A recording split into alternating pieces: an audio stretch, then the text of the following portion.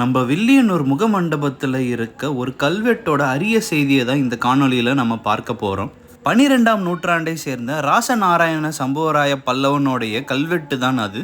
அந்த கல்வெட்டின் மூலம் புதுச்சேரியோட 2 பழமையான செய்திகளை நம்ம தெரிஞ்சு கொள்ளலாம். ஒன்று, புதுச்சேரியில் அந்த காலத்தில் வாழ்ந்தவருடைய பெயர்.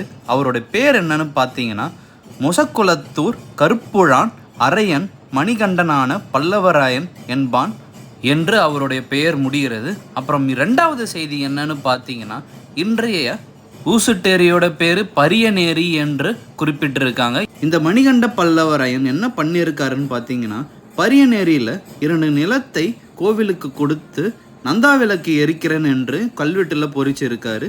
பொதுவாக கோவிலில் அந்த காலத்தில் நந்தாவிளக்கு மற்றும் சந்தி விளக்கு என்று 2 விளக்குகள் இருந்துள்ளது.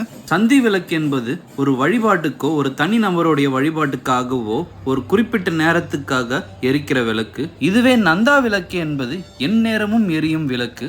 இந்த நந்தா விளக்கோட கான்செப்டை ராஜராஜ சோழனால் அறிமுகப்படுத்தப்பட்டது.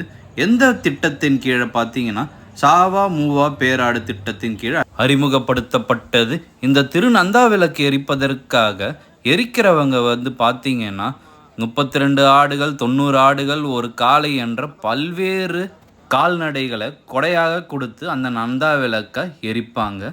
திருக்காமேஸ்வரர் கோவிலோடைய இந்த வரலாறு உங்களுக்கு பிடிச்சிருந்தா என்னோட இன்ஸ்டாகிராம் பேஜில் லைக் பண்ணிக்கோங்க. என்னோட யூடியூப் சேனல் பயோவில் இருக்கிறத சப்ஸ்கிரைப் பண்ணி எல்லா வீடியோவும் பார்த்து ரசியுங்கள். நன்றி, வணக்கம்.